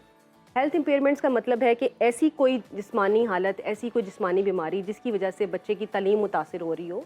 यानी बच्चा, देखिए आमतौर पर बच्चे बीमार होते हैं, 2-3 दिन बुखार होता है, ठीक हो जाते हैं, लेकिन ऐसा कोई बीमारी जैसे कि बाज़-औक़ात बच्चों को कोई ब्लड की कोई ऐसी डिजीज़ होती हैं, अस्थमा हो सकता है, कोई और ऐसी कंडीशन जिसके अंदर उसकी प्रोलॉन्ग्ड इलनेस हो जाती है, यानी वो रेगुलर स्कूल अटेंड नहीं कर पाता, उसका स्कूल का दौरानिया मुसलसल 4 घंटे 6 घंटे उसको स्कूल में बैठने में प्रॉब्लम होती है, तो उसका तालीमी सारा सिलसिला मुतासिर हो सकता है। इस तरह के बच्चों के लिए हम हमेशा ये एडवाइस करते हैं पेरेंट्स को भी और स्कूल्स को भी कि उनके लिए स्पेशलाइज्ड प्रोग्राम्स बनाएं, और उसको हम IEP कहते हैं, इंडिविजुअलाइज्ड एजुकेशनल प्रोग्राम। IEP। उसमें हम करते ये हैं कि हम फोकस करते हैं कि कौन से ऐसे कंटेंट एरियाज़ हैं जो कि बहुत ज़रूरी हैं इसके लिए पढ़ना, और कौन से बच्चे की स्ट्रेंथ्स हैं जिनको ऊपर फोकस करके हम उन कंटेंट एरियाज़ को इसके अंदर शामिल कर सकते हैं, और बच्चा आसानी के साथ अपनी कंडीशन के मुताबिक, अपनी बीमारी के हालात के मुताबिक अपनी तालीम को भी जारी रख सकता है। तो इनको ऐसी कोई सहूलत जो है वो ज़रूर लेनी चाहिए। ठीक है डॉक्टर साहिबा, अभी हमारा सेगमेंट ख़त्म हो गया, तो कोई कंक्लूडिंग लाइंस आप देनी चाहें इस सेगमेंट के देखिए, हवाले से? कंक्लूजन तो बहुत सिंपल और आसान है। तालीम का, जैसे मैंने कहा कि मकसद पर्सनैलिटी डेवलपमेंट है। अपने बच्चे के अंदर तालीम का मकसद ये उसको बताएं या उसको ये समझाएं कि आपने तालीम किस लिए हासिल करनी है। जब आप बच्चे के अंदर भी एक पर्पस क्रिएट करेंगे तो बच्चा बेहतर तरीके से जो है वो अपनी तालीम का बंदोबस्त कर सकेगा और ये रिस्पॉन्सिबिलिटी अपने ऊपर ले सकेगा। जब बच्चा ये समझना शुरू कर देता है कि ये सिर्फ मैंने नंबर लाने हैं और नंबर ला के अपने माँ बाप को देने हैं, तो उसके नज़दीक पर्पस ख़त्म हो जाता है। ठीक है, तो पर्पस क्रिएट करें। बहुत शुक्रिया आपका डॉक्टर आफाफ साहबा, बहुत ज़बरदस्त तरीके से आपने गुफ्तगू की इस सारे टॉपिक पर। उम्मीद करते हैं कि आपको हमारा टॉपिक पसंद आया होगा, सेगमेंट पसंद आया होगा। कॉलर्स का बहुत शुक्रिया जिन्होंने हिस्सा लिया। वक्त बहुत कम था, कुछ कॉलर्स रह गए, उसके लिए माजरत खां हैं। आइंदा भी कोशिश करेंगे इस तरह के टॉपिक्स लेकर आएँ, क्योंकि ये वो वाले मसाइल हैं जो हर घर के मसाइल। जी बिल्कुल, अभी ब्रेक लेते हैं, ब्रेक के बाद वापस आएंगे।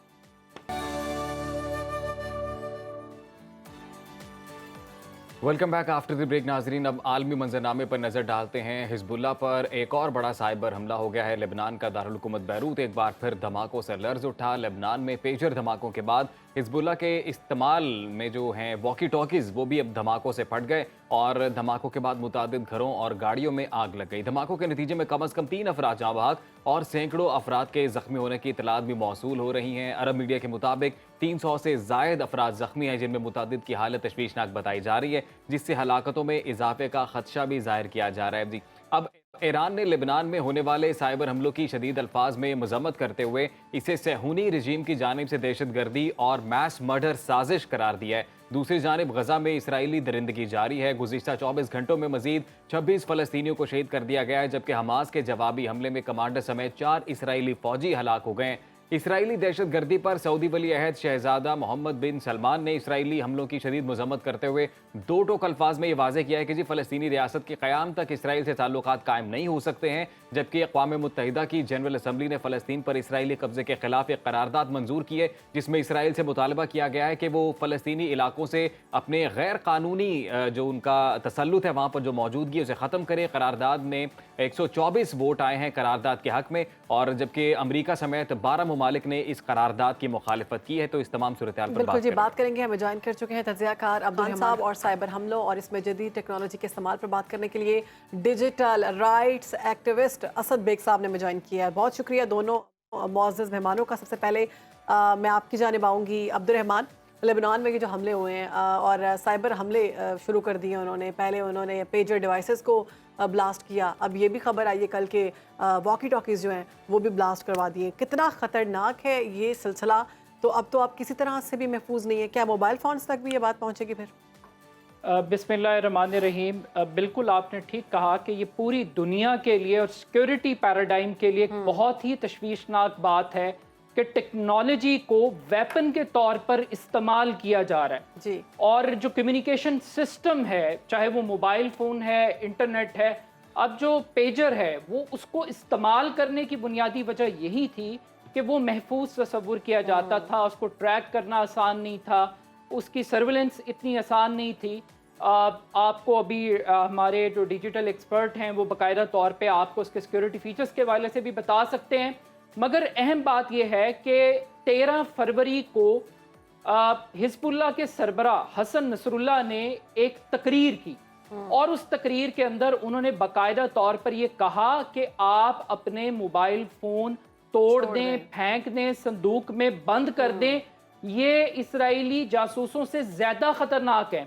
और उसके बाद फिर ये पेजर्स दिए गए और जिस तरीके से ये दिए गए फिर उसके ऊपर बहुत सारी साजिशी थेरीज बाकायदा तौर पर है कि क्या उसमें बारूदी मवाद था, क्या उसको सप्लाई चेन को हमला किया गया, साइबर अटैक के तौर पे इसको कंसिडर किया जाए। मगर इम्पॉर्टेंट बात यह है कि आज के इस जदीद दौर में कोई भी इलेक्ट्रॉनिक डिवाइस टेक्नोलॉजी अब वो सेफ नहीं है और वो ह्यूमन लाइफ के लिए थ्रेट है। लेकिन इससे इम्पॉर्टेंट बात यह है कि आखिर ये अटैक क्यों हुआ।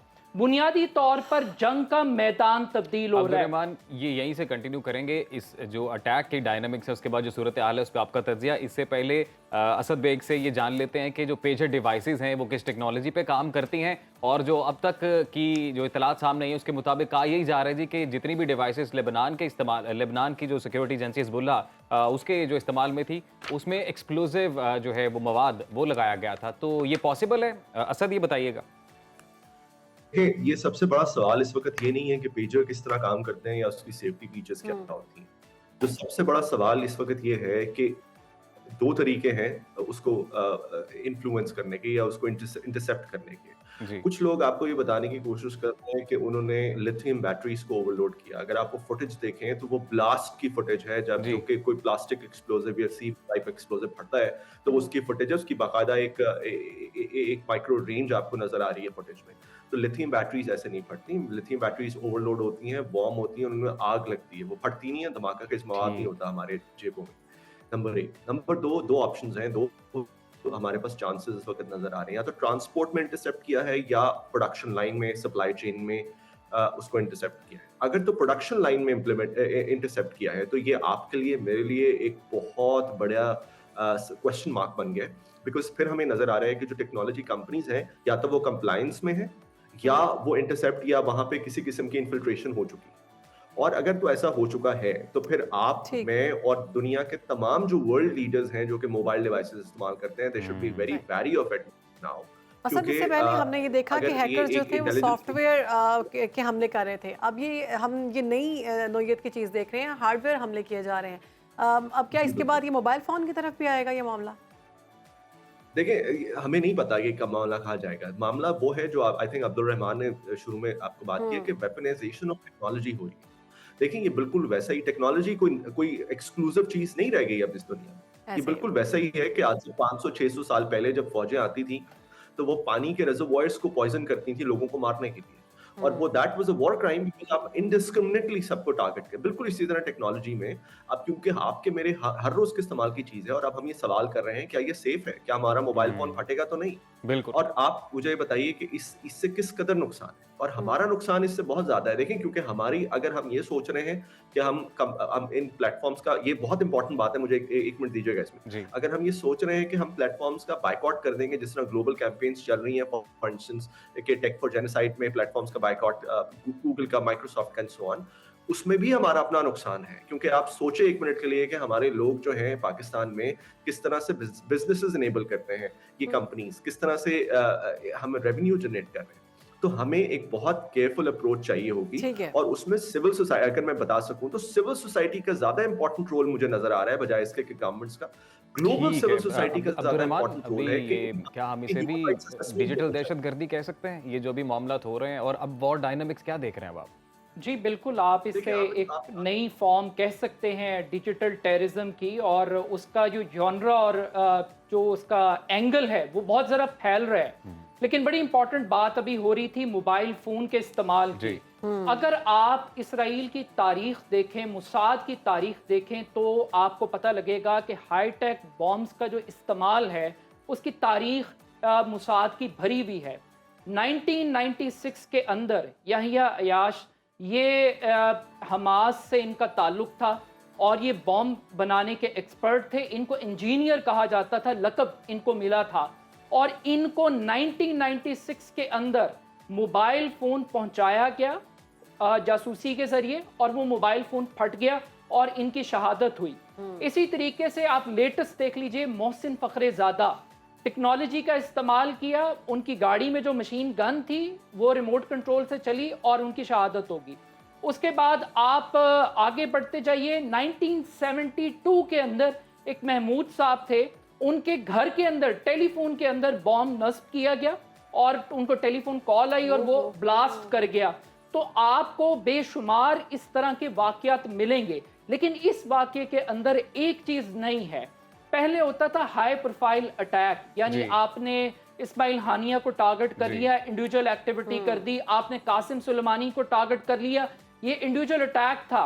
इसका जो मैग्नीट्यूड है कि 5000 डिवाइसेस को आप एक बटन से एक टाइम के ऊपर ब्लास्ट कर दें, तो ये एक बहुत बड़ा सिक्योरिटी ब्रीच है, एक बहुत बड़ी कोलैप्स है। लेकिन इसके पॉलिटिकल एस्पेक्ट भी हैं। आप वॉर के पैराडाइम की बात कर रहे थे, वॉर की जो ग्राउंड फील्ड है वो तब्दील हो रही है। पहले ये लड़ाई लड़ी जा रही थी गजा के अंदर, फलस्तीन के अंदर, और अब ये लड़ाई ट्रांसफर होने जा रही है लिबनान के अंदर। और इस्राएली वजीर दिफा बाकायदा तौर पे ये ऐलान कर रहे हैं कि वो अब लिबनान को टारगेट करेंगे और तमाम तर फोर्सेस शमाल की तरफ जाएंगी।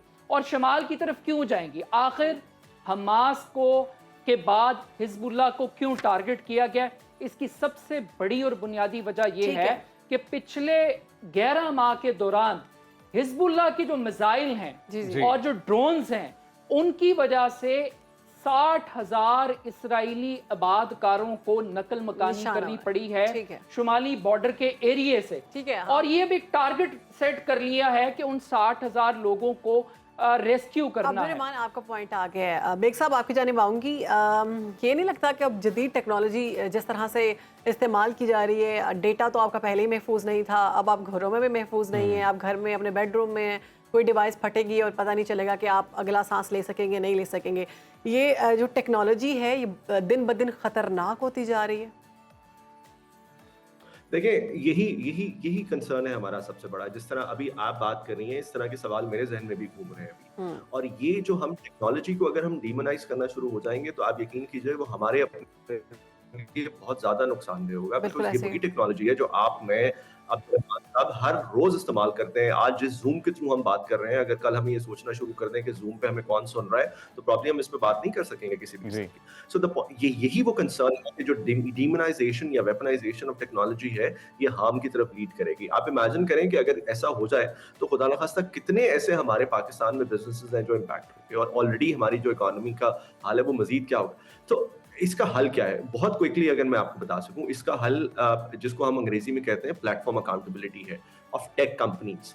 वो जो सेफ्टी स्टैंडर्ड्स इनेबल करने चाहिए टेक कंपनीज में, जो कि अभी तक global standardization of safety standards नहीं है, वो होने पड़ेंगे। और वो इंटरनेशनल प्लेटफॉर्म्स के थ्रू होंगे, गवर्नमेंट्स के थ्रू नहीं हो सकते, वो यूएन के प्लेटफॉर्म्स के थ्रू होंगे। और यहाँ पे तो खैर स्पेसिफिकली आईसीजे को भी अपना रोल प्ले करना पड़ेगा, क्योंकि जब तक इन्वेस्टिगेशन नहीं हो पाती कि क्या सप्लाई चेन में या प्रोडक्शन प्रोसेस में इसको हुआ है, तो ये इसको सर्टेन करना मुश्किल काम होगा। लेकिन अल्टीमेटली मैं फिर बात वहीं पे आएगी कि मुझे लगता है कि जो ग्लोबल सिविल सोसाइटी है उसको अपना रोल प्ले करना पड़ेगा, और उनको करना चाहिए भी ह्यूमन राइट्स असेसमेंट इनेबल करने के लिए of the safety standards of these tech companies. अच्छा अब्दुर्रहमान, अभी आपको लगता है कि अब ये डिस्कशन होगी, अब ये बहस होगी कि सेफर टेक्नोलॉजी क्या है, कि अब अमेरिकन टेक्नोलॉजी बाय करें या चाइना की टेक्नोलॉजी बाय करें? जी, ये तो एक ऑलरेडी एक ऑनगोइंग प्रोसेस है, और टेक्नोलॉजीज़ का वॉर ऑफ कम्युनिकेशन है, वॉर ऑफ टेक्नोलॉजी है। और ऑलरेडी आप देख रहे हैं कि अमेरिका और चाइना के दरमियान बहुत ज़्यादा टेंशन है। और स्पेशली हम तो इस बात पे भी हैरान हैं कि हिजबुल्लाह ने ताइवान का इंतखाब किया, और ताइवान अमेरिकन एलाय है। और इसके साथ साथ अब वो जो गोल्ड अपोलो जो कंपनी है, वो ये कह रही है कि उन्होंने नहीं बनाया, उन्होंने हंगरी की एक कंपनी को लाइसेंस दिया हुआ था। वॉइस ऑफ अमेरिका की रिपोर्ट बता रही है कि जो कंपनी का दफ्तर है वहाँ पे सिर्फ एक खातून काम कर रही हैं, और प्रैक्टिकली वहाँ पे कोई चीज़ एग्जिस्ट नहीं करती। तो ये बहुत सारे ऐसे सवालात हैं कि आपने टेक्नोलॉजी को कैसे ख़रीदना है, किससे ख़रीदना है, किस तरीके से अपने आप को ट्रांसफॉर्म करना है, क्योंकि ये तो भी एक ट्रेलर चला है। और इसका एक और भी पॉलिटिकल एंगल है जो हमारे हमें पास वक्त बहुत कम है। कमेंट जो है ना आप कर दीजिए कि इस सारी सिचुएशन में अब क्या करना चाहिए। देखिए, इस अटैक का जो सबसे पहली हिट जो लगी है वो जंग बंदी मुआहिदे को लगी है। वजीर खारजा अमेरिका के वो 10वां दौरा कर रहे हैं मिस्र का, तो ये इसराइल इस वक्त अमन मुआहिदा नहीं चाहता। दूसरी चीज़ कि सऊदी अरब, जिसके बारे में क्लेम किया जा रहा था कि नए अमरीकी सदर से पहले वो इसराइल को तस्लीम कर लेगा, इसका पहला रिजल्ट ये आया है कि सऊदी अरब भी मजबूर है कि उस वक्त तक बात नहीं होगी जब तक कि नई फ़लस्तीनी रियासत का क़याम अमल में नहीं आता। अब्दुर्रहमान, वक्त खत्म हो गया। असद, आपके कंक्लूडिंग रिमार्क्स क्या कहेंगे आप? जी, मैं यही कहूँगा कि ये बहुत एक कंसर्निंग हमारे लिए मैटर है, और इस पे आप आई एम वेरी हैप्पी कि आप इस पे डिस्कस कर रहे हैं, बिकॉज ये लार्जली पाकिस्तानी मीडिया में इससे पहले डिस्कस नहीं हो रहा था टेक्नोलॉजी की वेपनाइजेशन, और स्पेसिफिकली जो सर्वेलेंस के तौर पे सर्वेलेंस के लिए, और अंग्रेजी में ये मेरे अल्फाज नहीं है, ये उन ऑर्गेनाइजेशंस के अल्फाज हैं जो कि रिसर्च कर रही हैं सोशल मीडिया टेक्नोलॉजीज पे लेबनान एंड पैलेस्टाइन में, कि ऑटोमेशन ऑफ किलिंग अपैरेंटली की जा रही है बाय द इजरायली काम। तो आई एम वेरी हैप्पी कि इस पे हम डिस्कस कर रहे हैं, और इस पे हमें मजीद डिस्कस करके ज्यादा से ज्यादा प्रेशर क्रिएट करना चाहिए। बहुत शुक्रिया आपका। Digital right activist Asad Baig ने हमें वक्त दिया, और तज्ज़ियाकार अब्दुर्रहमान ने वक्त दिया, और इस वक्त जो सूरत हाल है बिलखसूस मशरिक़ वस्ता में, उस हवाले से अपना तज्ज़िया दिया। जी, भी यहाँ पर ब्रेक लेते हैं जी, और ब्रेक के बाद वापस आएंगे। बिल्कुल। बैक तालीम की बात करेंगे, जो कि बहुत ज़रूरी है किसी भी माशरे की तरक्की के लिए। तो पंजाब हुकूमत का एक बड़ा इकदाम सामने आया है। उनकी जानिब से फैसला किया गया है कि सरकारी स्कूलों की तंजीमों के अमल के सिलसिले को शुरू कर दिया गया है। 50,000 में से 14,000 स्कूल्स को आउटसोर्स करने का फैसला किया गया, और बहुत बड़ी बड़ी स्कूल चेन्स जो हैं उन्होंने भी राब्ते शुरू कर दिए हैं। अब देखना ही होगा कि इससे फ़ायदा होगा, नुकसान होगा, या कुछ भी नहीं होगा। इसी पर बात करेंगे हमारे साथ हमारे गेस्ट। बिल्कुल जी, हमारे साथ सदर all Pakistan private schools federation Kashif Mirza साहब मौजूद हैं। काशिफ मिर्जा साहब, thank you so much for your time sir. बहुत शुक्रिया आपका। कैसे आप? इंपॉर्टेंट आपने एक टॉपिक जो है आज के लिए रखा है, रियली वेरी अलार्मिंग थिंग कि हमारी आबादी तो बढ़ रही है, लेकिन एट द सेम टाइम जो स्टेट की रिस्पॉन्सिबिलिटी है वो शिफ्ट हो रही है प्राइवेट सेक्टर की तरफ। तो बड़ा इंपॉर्टेंट है। ये कैसा इकदाम लगा आपको 50,000 में से 14,000 स्कूल को आउटसोर्स और क्या ये कारआमद होगा बच्चों के लिए? देखिए इसके दो पहलू हैं। एक तो बड़ा अच्छा है, पॉजिटिव चीज़ को पहले देखना चाहिए। ऑब्वियसली ये वो स्कूल्स हैं जो कि गवर्नमेंट जो है, जो स्टेट है, खुद रन नहीं कर पा रही थी। स्कूल हैं मिसिंग फैसिलिटीज़ के साथ हैं, टीचर्स अवेलेबल नहीं हैं, बच्चे भी इवन के बहुत से ऐसे स्कूल हैं जिनमें बहुत कम हैं। तो इसका मतलब है इस लिहाज से तो जहाँ ये एक स्टेट की जो फेलियर था, एट द सेम टाइम अच्छी बात यह कि उन्होंने अपनी फेलियर को एक्सेप्ट किया और अपने से बेहतर लोगों को चूज़ किया कि वो इसको अच्छे तरीके से चलाएं। तो जहाँ तक तो फिलॉसफी ये है कि आपके साथ गवर्नेंस इश्यूज़ हैं, आपके बजट इश्यूज़ हैं, तो आपने अपने से बेहतर लोगों के हैंड ओवर किया ताकि वो अच्छा रिजल्ट दे सके। इसमें हम भी तवक्को करते हैं जब प्राइवेट सेक्टर से लोग सामने आएंगे जिन्होंने हमेशा अच्छा परफॉर्म किया है तो वो अच्छा परफॉर्म करेंगे। But at the same time ये बहुत अलार्मिंग है, क्योंकि मैं उसमें एक और पॉइंट देख रहा था कि 40 बिलियन की जो सेविंग होगी। तो मैं दरख्वास्त करूंगा तमाम अरबाब ये देखें, हम उस मुल्क में रहते हैं 2 करोड़ 69 लाख बच्चा आउट ऑफ स्कूल है, 26.9 मिलियन। और अगर आप ये कह रहे हैं हम 40 बिलियन जो है वो सेव करेंगे, भाई इन्वेस्टमेंट रिक्वायर्ड है, ये आप इसको खर्चा मत समझें। एजुकेशन तमाम दुनिया की जो डेवलप्ड कंट्रीज हैं उन्होंने हमेशा इन्वेस्टमेंट के तौर पे लिया। उनकी 5% प्लस उनका जीडीपी होता है। और हम ग्रेजुअली बचा रहे हैं। हम ग्रेजुअली डिक्लाइन करके 1.2 पर आ चुके हैं। अभी लास्ट ईयर 1.5 थे और इस मरतबा का जो बजट इसका अगर आप रियल इसको एनालिसिस करें तो इट्स ओनली 1.2%। अच्छा मुझे मुझे ये समझा दो, मुझे समझ नहीं आ रही कि चेन्स जो हैं ब्रांचेस के तौर पर, जो स्कूल चेन्स हैं ब्रांचेस के तौर पर खरीदेंगे, क्या काम कैसे होगा? अच्छा इसमें तो एक बात में हमारे मिसकंसेप्शन बहुत ज़्यादा की गई, ये कोई इसको खरीद नहीं रहा। ये रहेगी गवर्नमेंट के, it's a public private partnership, state की ओनरशिप ही रहेगी, लेकिन जो उसकी जो गवर्नेंस है, जो उसकी मैनेजमेंट है, वो प्राइवेट सेक्टर के हवाले की जाएगी, क्योंकि प्राइवेट सेक्टर ने परफॉर्म किया। इस वक्त 207,000 private school cross the country हम चला रहे हैं। तो इस लिहाज से तो ये इत्मीनाद है। हमने पिछले 4 से 5 डेकेड्स के अंदर जो अपने रिजल्ट्स दिए हैं वो जाहिर कर रहे हैं कि स्टेट के जो रिजल्ट्स हैं उनके पास बेहतर टीचर भी हैं, बिल्डिंग्स अच्छी हैं, लेकिन परफॉर्म नहीं कर रहे स्टूडेंट्स। अगर आप देखते हैं तो फीस आज कौन देगा? हाँ, फीस का इन्होंने गवर्नमेंट ने जो है वो एक उसमें स्लैब्स रखे हुए हैं जो कि बच्चों से कोई चार्ज नहीं होगा। गवर्नमेंट पर स्टूडेंट जो है उस ऑर्गेनाइजर को जो है जो उसको मैनेजर है वो जो उसको कर रहा है उसको वो पे करेगी। तो इस लिहाज से मैं अप्रिशिएट करता हूँ, गवर्नमेंट ने एक अच्छा कदम किया। गवर्नमेंट ने ठीक है अपनी जहाँ पे नाअहलियत को भी एक्सेप्ट किया, लेकिन एट द सेम टाइम उसको ठीक करने के लिए एक स्टेप लिया, तो इसमें अप्रिशिएट बहरहाल किया जाना चाहिए। But at the same time मैं तमाम फेडरल गवर्नमेंट और प्रोविंशियल गवर्नमेंट, क्योंकि स्टेट ने जब से ये जो 18 अमेंडमेंट के बाद इट्स प्रोविंशियल मैटर, तो बजट जो है आपको एलोकेट करना पड़ेगा। मेरा काशिफ साहब यही सवाल था एक्चुअली में, at the end it's all about money. तो जब ये अब इसको एजुकेशन को प्रोविंशियल मैटर किया गया है तो विफाकी बजट भी है, तो क्या ये भी कोई हर्डल है बीच में? ये अक्रॉस द कंट्री ये इसको अप्लाई करने जा रहे हैं, सिर्फ एक सूबे की लेवल पे है, ये क्या है? अभी तो देखें, अभी तो मेरा ख्याल ये 14,000 के लगभग वो स्कूल हैं। इससे कुछ अर्सा पहले भी कुछ इन्होंने स्कूल किए थे, लेकिन बड़ा फेज़ जो था वो ये था। अब शायद इसमें नेक्स्ट फेज़ भी आ रहा है। पंजाब में तो ये हो रहा है, बाकी सूबों के अंदर पब्लिक प्राइवेट पार्टनरशिप की और शक्लें तो हैं। ये पहले पीमा किया करती थी, अब इन्होंने पैफ के थ्रू ये कर रहे हैं। लेकिन मैं एक चीज़ ये आपको कहना चाहूँगा, राइट नो पाकिस्तान में 75 मिलियन बच्चा, 7.5 करोड़ बच्चा है जो कि इस एज पे है जिसको स्कूल में होना चाहिए। 5 करोड़ बच्चा ऐसा है जिनमें 2 करोड़ 70 लाख बच्चा प्राइवेट सेक्टर के पास है और 2 करोड़ 19 लाख बच्चा जो है पब्लिक स्कूल के पास। 2.5 करोड़ बच्चा है, 2.5 से भी ज़्यादा, 2 करोड़ 69 लाख बच्चा आज आउट ऑफ स्कूल है। हमें 2 लाख नए स्कूल चाहिए। हमें इस वक्त लगभग को 20 लाख नए टीचर चाहिए। नए स्कूल चाहिए जी, 2 लाख नए स्कूल चाहिए। पिछले अगर आप देखें 25 से 30 साल में आपकी आबादी जो है 60% बढ़ गई है।